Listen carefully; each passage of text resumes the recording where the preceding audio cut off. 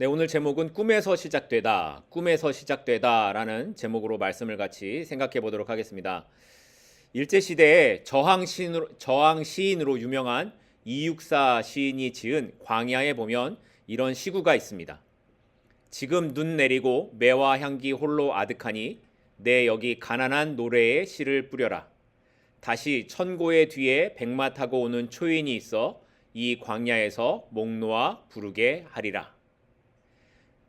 이육사 시인은 일제 강점기 시기를 눈이 내리는 겨울에 비유하면서 그럼에도 자신은 가난한 노래에 씨를 뿌려 광복을 희망한다고 말합니다.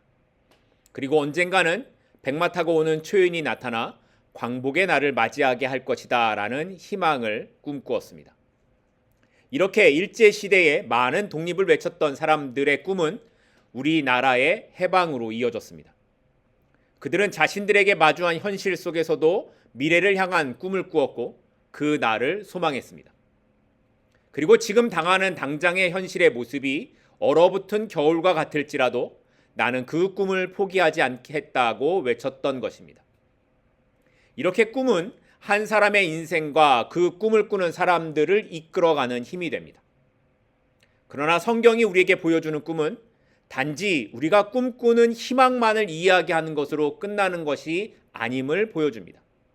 왜냐하면 성도의 꿈은 뭐냐면 내가 꿈꾸는 꿈의 이야기가 아니라 하나님께서 주신 꿈의 이야기이고 하나님께서 우리를 이끌어 가신다라는 것을 말하는 것이기 때문입니다. 그래서 오늘은 성경이 말하는 그 꿈을 꾸었던 한 사람의 이야기를 함께 생각해 보려고 합니다. 지난 시간에 우리는 에서의 족보에 대해서 살펴봤습니다. 하나님의 약속보다 현실을 더 중요하게 생각했던 에서는 약속의 땅을 떠나 자기 보기에 좋은 땅으로 갔죠. 그리고 그곳에서 에돔 족속을 이루고 후손을 낳아 번창하게 된 모습을 우리가 살펴봤습니다. 그래서 창세기 36장 전체를 보게 되면 에서의 후손들이 얼마나 대단했는가를 우리가 보게 되는데 그 대표적인 모습이 뭐였습니까? 에서의 후손에게 이미 몇 명의 왕이 있었다고요? 8명의 왕이 있었다라는 거였습니다. 야곱의 후손은 아직 왕은커녕 야곱 이후에 430년 동안 애굽의 종으로 살게 되었는데 에서의 후손은 이미 그 당시에 8명의 왕이 태어날 정도의 강한 민족이 되어 있었다는 겁니다. 하나님의 언약 밖에 있었던 에서의 그 후손들이 이런 삶을 살았다라는 거죠. 하지만 여기서 성경이 우리에게 묻고 있는 것은 그래서 그것이 복이었는가, 그것이 영원한 것이었는가 하는 것이었습니다. 에서의 족보 안에는 하나님은 없었고 그들의 번영과 강함 속에는 하나님의 언약이 없었습니다. 그래서 성경이 히브리서를 통해 에서에 대해서 말하는 것도 그는 한 그릇의 음식을 위해 장자의 명분을 판 망령된 자라고 기록하고 있는 겁니다. 우리에게 진짜 복은 어떤 것입니까? 세상에서 보여주는 에서의 힘이 복이 아니라 애굽의 종으로 살며 광야를 떠돌고 고난의 시간을 살더라도 그 시간에 하나님이 함께 계신다면 그것이 복이라고 성경이 말씀하고 있다는 겁니다. 그래서 시편 73편의 말씀처럼 하나님의 때가 되면 악인의 결국이 형통이 아님을 알게 될 것이기에 우리에게 진짜 복은 하나님께 어떻게 하는 것? 가까이 함이 복이다라는 걸 믿어야 한다라는 것이 지난 시간에 살펴본 말씀이었습니다. 이렇게 에서의 족보가 36장에서 끝난 후에 37장 오늘 본문에 오면 다시 야곱의 이야기로 이어져 가게 됩니다. 오늘 본문 1절입니다. 야곱이 가나안 땅 곧 그의 아버지가 거류하던 땅에 거주하였으니 에서가 세일로 떠난 후에 그곳에서 힘을 키워가던 때에 야곱은 그의 아버지 이삭이 거류하던 땅에 거주했다라고 합니다. 그런데 여기 1절을 좀 더 자세히 보시게 되면 비슷하지만 다른 두 단어가 기록되고 있는 것을 우리가 찾아볼 수 있습니다. 어떤 단어일까요? 거류와 거주입니다. 거류한다는 건 잠시 머문다, 임시로 거한다 이런 뜻을 갖고 있는 반면에 거주한다라는 건 정착하다, 머물다 이런 뜻을 갖고 있습니다. 그러니까 아버지 이삭이 가나안 땅에 살았던 모습은 잠시 머무는 것과 같은 삶이었다면 야곱은 이제 그 땅에 정착해서 뿌리를 내리고 살려고 했다라는 걸 오늘 본문 1절이 보여주고 있는 거예요. 지난 세월 동안 하나님의 약속을 따르지 않고 자기 생각과 계산대로 살아온 야곱이었지만 하나님께서는 그의 삶의 방향을 하나님의 약속으로 이끌어 가셨고 결국에는 이렇게 야곱이 그 약속의 땅에 거주하는 자가 되었다라는 겁니다. 그러니까 야곱의 거주는 단순히 그 땅에 뿌리를 내리고 살았다라는 의미 정도가 아니라 하나님의 약속 안에 이제 뿌리를 내리게 되었음을 의미하는 거였습니다. 그리고 그 이후로 이 땅이 하나님의 언약 안에서 아브라함에게 주셨던 약속 그대로 점점 현실이 되어져 가고 있음을 성경이 보여주고 있는 거였습니다. 그런데 우리의 삶도 이렇지 않을까 하는 생각을 하게 됩니다. 우리도 야곱처럼 수없이 흔들리고 두려움 속에서 계산하면서 살아가게 되지만 결국에 우리가 이 자리에 있게 되는 건 하나님께서 우리를 포기하지 않으시고 이끌어 가시기 때문이라는 겁니다. 그래서 마침내 연약한 우리의 믿음을 뿌리 내리는 자리까지 이끌어 가신다는 겁니다. 물론 그 이끌어 가시는 과정 속에 때로는 고난도 있고 두려움도 있고 어려움을 겪는 시간들이 있을 수도 있겠지만 하나님이 우리를 그렇게 두시기도 하겠지만 결국에는 야곱처럼 우리를 끌어다가 하나님의 약속의 자리로 이끌어 가신다는 겁니다. 그러니 여기까지 이끄신 하나님을 믿으신다면, 여기까지 나를 붙잡아 인도하신 하나님을 믿으신다면 앞으로 나의 삶을 이끌어 가실 하나님을 믿고 나아가는 저와 여러분이 될 수 있기를 소망합니다. 그 하나님의 신실하심이 오늘 우리를 이끌어 갈 것이기 때문입니다. 이렇게 야곱이 그 땅에 거주하는 것으로 시작된 오늘 본문의 내용은 이제 야곱의 아들 요셉이 등장하는 것으로 이어지게 됩니다. 오늘 본문 2절입니다. 야곱의 족보는 이러하니라. 요셉이 17세의 소년으로서 그의 형들과 함께 양을 칠 때에 그의 아버지의 아내들 빌하와 실바의 아들들과 더불어 함께 있었더니 그가 그들의 잘못을 아버지에게 말하더라. 요셉은 우리가 잘 아는 것처럼 꿈꾸는 사람의 대명사입니다. 그리고 애굽에서 총리가 되어 흉년의 위기를 잘 넘길 수 있게 했던 사람입니다. 그리고 중간에 유다의 이야기가 나오기는 하지만 오늘 본문인 37장부터 시작해 마지막 50장까지의 모든 내용이 요셉에 관한 내용으로 창세기가 기록되어져 있습니다. 그리고 그 요셉의 삶에서 오늘 본문은 그의 어린 시절이 어떠했는지를 보여주고 있는 겁니다. 오늘 본문 2절을 보면 요셉이 17살 되었을 때라고 합니다. 그때 그가 형들과 함께 양을 치러 나갔습니다. 그런데 이 형들이 누구였냐를 보게 되니까 빌하와 실바의 아들들이었다는 겁니다. 야곱에게 몇 명의 아내가 있었습니까? 정식으로 아내는 레아와 라헬 두 명이 있었죠. 그리고 그들의 여종이었던 빌하와 실바가 첩으로 있었습니다. 그런데 창세기 35장을 보면 야곱이 사랑했던 라헬이 막내 아들 베냐민을 낳다가 죽게 됩니다. 그러니까 지금 요셉의 상황, 오늘 본문의 요셉의 상황은 자신의 엄마가 죽고 없이 이복 형제들 사이에 혼자 양을 치고 있었던 상황이라는 거예요. 그리고 그 형들은 자기 엄마의 여종이었던 사람들의 아들들입니다. 만약 여러분이 이런 상황에 있다면 여러분은 어떤 감정이 들겠습니까? 아무리 아버지가 같다고 해도 형들에 둘러싸여 있는 요셉의 마음이 위축되지 않았을까요? 게다가 양을 치러 나갔다는 건 집에서 멀리 떨어져 있다는 걸 의미했습니다. 우리가 다음 주에 살펴보겠지만 요셉이 양을 치는 형들에게 먹을 것을 주기 위해 집에서 멀리까지 가게 되고 그때에 요셉에게 일어나는 일들을 아버지 야곱은 알지 못했습니다. 그 정도로 양을 친다라는 건 집에서 멀리 떨어졌다라는 걸 의미하는 겁니다. 그러면 이렇게 자기 혼자서 아무도 나의 편이 되어주지 않는 이런 상황에서 17살의 요셉은 형들에게 좀 잘 보여야 되지 않겠습니까? 그런데 2절 말씀을 보면 요셉이 어떻게 했다라고 기록합니까? 아버지에게 형들의 잘못을 말했다라는 거예요. 성경은 이 부분에 있어서 그 형들의 잘못이 뭐였는지를 정확하게 말하고 있지는 않지만 여기 본문의 잘못이라고 번역된 라아가, 이 히브리어 라아가 실수에 대한 잘못이 아니라 고의적인 불의, 악함을 뜻하는 것으로 뜻하고 있습니다. 그러니까 이 의미를 볼 때에 그들이 양을 빼돌리거나 제대로 양을 돌보지 않았던 것이 아닐까라고 짐작할 수 있다라는 거예요. 그런데 이런 상황을 요셉이 집에 돌아와서 아버지에게 다 이야기를 하는 겁니다. 아니, 안 그래도 자기들은 서자라서 아버지에게 제대로 아들 대접도 받지 못하는 것 같은데 요셉이 아버지에게 이렇게 고자질을 하니 형들이 보기에 요셉이 좋게 보일 수가 없는 겁니다. 그냥 모른 척하고 좀 봐주고 넘어가면 좋을 텐데 요셉은 그냥 넘어가는 게 없었던 겁니다. 물론 이런 요셉의 정직함이 하나님 보시기에는 좋았을 것이라고 생각합니다. 그리고 이런 요셉의 마음이 있었기에 나중에 요셉이 보디발의 아내의 유혹에서도 넘어가지 않을 수 있었을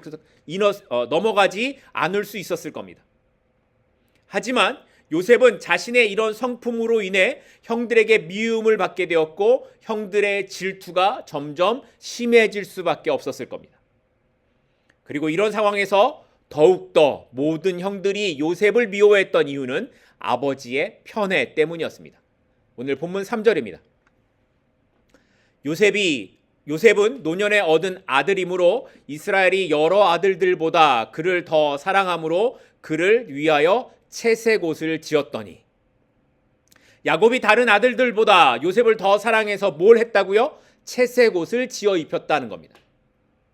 여기서 말하는 채색 옷은 여러 가지 색이 들어간 화려한 옷이 아니라 당시의 채색 옷은 손목과 발목까지 내려오는 긴 옷에 하나나 두 줄의 무늬가 들어간 그런 모양의 옷이었다고 합니다.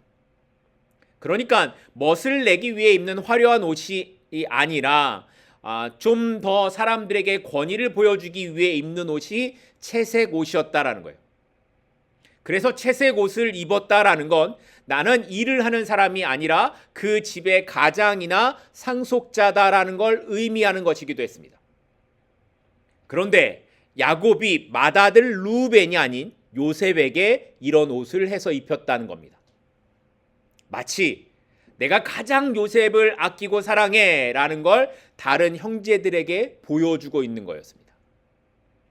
그래서 나중에 우리가 보겠지만 형들이 요셉을 미디안 상인에게 팔아 넘길 때에 그가 입었던 채색 옷을 벗기고 그 옷에 피를 묻혀서 아버지에게 보냅니다. 아버지가 보였던 그 사랑이 이렇게 되었습니다 라고 말하는 거죠. 한 집안에서 부모가 어떤 한 자녀를 더 사랑하는 것이 드러나는 것처럼 자녀의 감정을 파괴하는 것이 없습니다. 편애를 받고 있는 자녀와 그렇지 않는 자녀 사이에는 깊은 감정의 골이 생길 수밖에 없고 때로는 그런 감정이 분노로 나타나기도 합니다. 그리고 사랑받지 못하고 느끼는 자녀는 낮은 자존감으로 계속 움츠려들 수밖에 없습니다.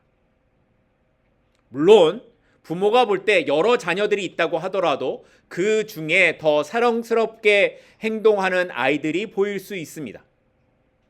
하지만 중요한 건 그렇다 하더라도 그렇지 않은 자녀에게까지 모든 자녀들의 생각에 나의 부모는 나를 가장 사랑한다고 느끼도록 행동해야 한다라는 겁니다. 그래야 자녀들의 자존감이 살아나고 형제들 간의 우애가 깨지지 않기 때문입니다. 그런데 오늘 본문에 나타나는 야곱은 대놓고 요셉을 편애했습니다.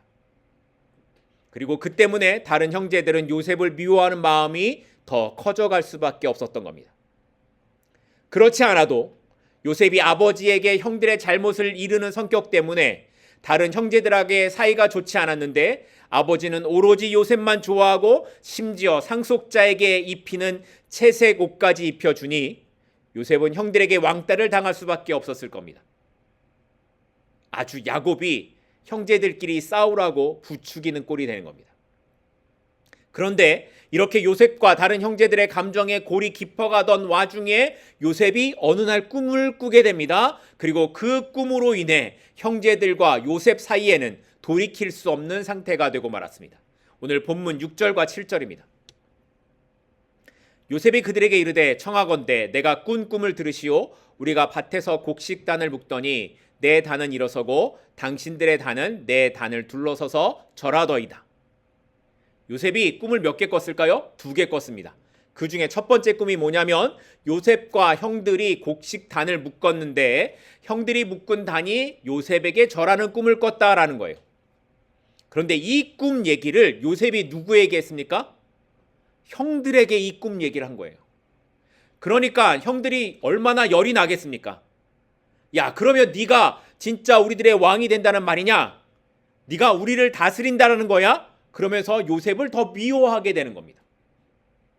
그렇지 않아도 요셉에 대한 감정이 좋지 않은데 요셉이 이 꿈 이야기로 형들에게 기름을 부은 거죠.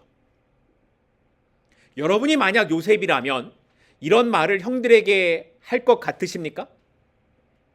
자기를 안 좋아하는 걸 알면 설사 그런 꿈을 꿨다고 하더라도 형들에게 이런 말을 하면 안 되죠. 그런데 요셉이 그 꿈을 꾸고 나서 형들에게 이 말을 하고 또 꿈을 꾼 다음에 이렇게 형들에게 말을 합니다. 9절 말씀입니다. 요셉이 다시 꿈을 꾸고 그의 형들에게 말하여 이르되 내가 또 꿈을 꾼즉 해와 달과 11별이 내게 절하더이다 하니라. 이번에는 형들에게만 자기에게 절한다라는 게 아니라 해와 달과, 그러니까 아버지와 어머니까지 요셉에게 절하는 꿈을 꿨다라는 거예요. 그리고 요셉이 이 말을 아버지와 형들에게 또 하는 거예요. 그러자 여기서 형들은 요셉을 용서할 수 없다라고 생각을 하고 결국 요셉을 죽여 없애고자 하는 계획을 하게 됩니다. 그런데 우리는 이런 요셉의 꿈에 관한 말씀을 해석할 때 종종 이런 설교를 듣곤 합니다. 하나님께서 요셉에게 꿈을 주셨습니다. 그리고 요셉은 그 꿈을 기억했고 그 꿈을 붙잡고 살았더니 하나님께서 그를 애굽의 총리가 되게 하셨습니다. 그리고 그 꿈대로 형들과 아버지가 요셉에게 절하는 일이 이루어지게 되었습니다. 그러니 우리도 하나님께서 주시는 비전과 꿈을 가져야 합니다. 나에게 비전을 주시기를 기도하고 그 비전을 끝까지 붙잡고 나아가면 우리도 요셉처럼 그 꿈대로 하나님이 우리를 사용하실 겁니다. 그러면 많은 분들이 아멘을 합니다. 왜요? 좋은 말이잖아요. 그런데 정말 그렇습니까? 요셉이 꿈을 꾸기를 원해서 하나님이 그에게 꿈을 주셨습니까? 그렇지 않습니다. 요셉이 원한 것이 아니었습니다. 더구나 요셉이 이 꿈을 꾸고 자신이 앞으로 총리가 될 것이니 힘들어도 인내하자 이렇게 생각했습니까? 이것이 하나님의 약속이라고 믿었을까요? 아닙니다. 요셉은 이 꿈이 자신에게 어떤 의미가 되는지도 몰랐습니다. 그는 그냥 꿈이라고 생각했어요. 그래서 아무런 의미가 없다고 생각해서 형들에게 이렇게 말했던 것일 겁니다. 하지만 요셉은 단지 꿈을 꾸었을 뿐이지만 하나님께서는 그 꿈을 통해 요셉의 인생을 이끌어 가셨습니다. 그러니까 요셉의 꿈 이야기는 요셉이 꿈을 붙잡았다라는 것이 아니라 하나님께서 그 꿈을 통해 요셉을 붙잡으셨다라는 것을 말하는 이야기라는 겁니다. 요셉은 자신이 무엇을 하고 있는지도 모른 채 형들에게 갔다가 애굽에 팔려가게 되고 보디발의 집에 종으로 가게 되고 감옥에 갇히는 일을 겪기도 합니다. 하지만 이 모든 과정 속에서 하나님께서는 한치의 오차도 없이 그를 하나님의 계획 속으로 이끌어 가셨습니다. 요셉이 꿈을 기억해서 총리가 된 것이 아니라 하나님께서 그 꿈을 잊지 않으시고 이루어 가신 것이라는 겁니다. 요셉은 자신의 꿈을 이해하지 못했지만 하나님께서는 그 꿈의 끝을 알고 계셨습니다. 우리의 인생도 그렇습니다. 우리는 지금 우리의 현재를 이해할 수 없을 때가 많이 있습니다. 하지만 하나님께서는 우리의 모든 과정을 보고 계십니다. 그렇게 우리가 바라봐야 하는 건 내가 원하고 꿈꾸는 어떤 것이 아니라 그 모든 것 위에 계신 하나님의 뜻을 신뢰하고 그 하나님의 계획이 신실하심을 믿는 것인 것입니다. 이것을 나중에 요셉이 깨닫고 이렇게 고백합니다. 창세기 50장 20절 말씀입니다. 당신들은 나를 해하려 하였으나 하나님은 그것을 선으로 바꾸사 오늘과 같이 많은 백성의 생명을 구원하게 하시려 하셨다. 이것이 요셉이 경험한 인생의 결론이었습니다. 자신이 살아가는 삶의 그 과정 속에서 요셉 역시 나에게 왜 이런 일이 일어나는지 알 수가 없었습니다. 형들이 자신을 애굽에 팔아넘기고 감옥에 갇히고 억울한 일을 당하면서 요셉은 왜 이런 일이 일어나는지 그 시간을 지날 때에는 알 수가 없었습니다. 하지만 마지막이 되었을 때에 이 모든 것이 하나님께서 하신 일이라는 것을 알았다라는 겁니다. 그러므로 꿈꾸는 자가 아니라 그 꿈을 주시고 그것을 이루어 가시는 하나님을 바라보는 우리 모두가 될 수 있기를 소망합니다. 우리의 꿈은 얼마든지 변할 수 있지만 하나님의 일하심은 한순간도 변하지 않습니다. 그렇기에 오늘 우리가 붙잡아야 하는 건 내 꿈이 아니라 하나님의 뜻임을 기억하고 그 하나님의 뜻을 따라 오늘 하루를 신실하게 말씀 가운데 살아가는 저와 여러분이 될 수 있기를 간절히 소망합니다. 그런데 마지막으로 제가 이 말씀을 묵상하면서 이런 생각을 해보게 됐습니다. 어린 시절 요셉은 왜 이렇게 살았을까 하는 생각이 들었습니다. 앞에서도 살펴봤지만 아버지가 자기만 특별하게 대우한다라는 걸 요셉이 알았습니다. 나이가 17살이면 그걸 모르지 않죠. 그런데 그렇게 아버지의 사랑을 받으면 형들 앞에서 요셉은 좀 더 조심해야지 하고 생각을 했어야만 했을 겁니다.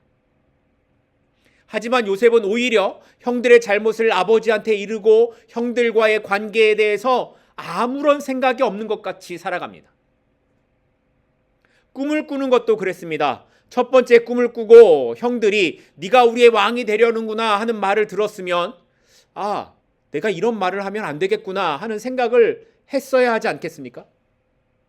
그런데 요셉은 그 말을 듣고도 두 번째 꿈 이야기를 형들과 아버지에게 또다시 하는 겁니다.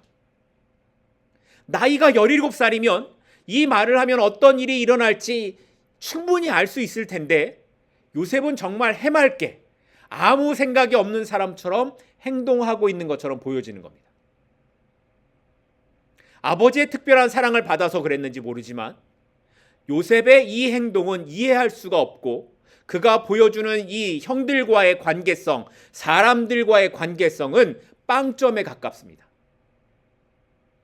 그런데 하나님께서는 이런 요셉에게 꿈을 꾸게 하시고 그 꿈대로 그의 삶을 이끌어 가셨다라는 겁니다. 그리고 여기서 중요한 것은 하나님께서 이런 요셉의 성품과 인격을 사용하셔서 그 하나님의 계획을 이루어 가셨다는 데 있습니다. 만약에 요셉이 우리처럼 눈치가 좀 빠르고 형들의 상태를 보면서 행동했다고 하면 그가 어떻게 되었을까요?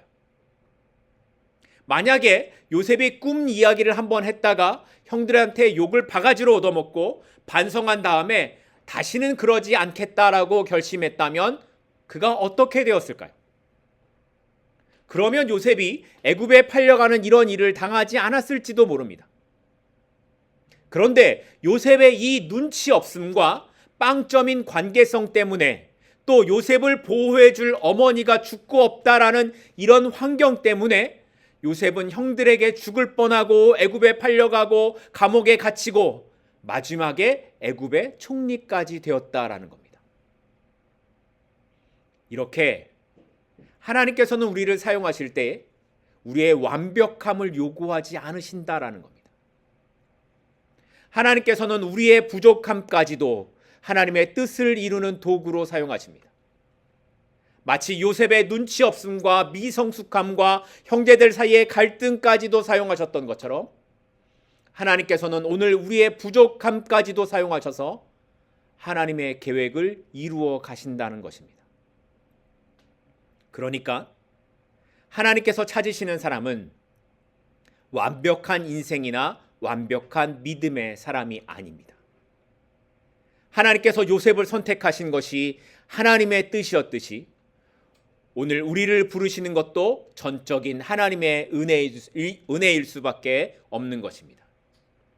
그리고 그 은혜 아래서 내 성격이나 환경이나 부족함을 하나님은 전혀 문제로 여기지 않으시고 그것까지도 하나님의 계획 안에서 사용하신다는 것입니다.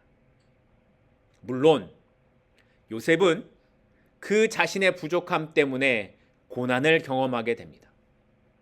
그리고 그 고난의 시간을 통해 성숙되어져 간 것처럼 우리도 하나님의 시간을 통해 성숙되어져 갈 것입니다. 하지만 지금도 우리가 하나님의 자녀로 살아간다라는 건 우리가 온전한 성숙된 신앙인이 아니라 지금 이대로 하나님께서 우리를 붙잡고 계시기 때문임을 믿으실 수 있기를 바랍니다. 그러니 지금 내 모습 그대로를 사용하시고 지금도 나를 하나님의 계획 가운데로 이끌어 가시는 하나님의 능력을 믿으십시다. 그리고 그 하나님의 은혜를 신뢰하며 오늘도 그 안에서 조금씩 완성되어져 가는 저와 여러분이 될 수 있기를 간절히 소망하고 축복합니다. 기도하겠습니다.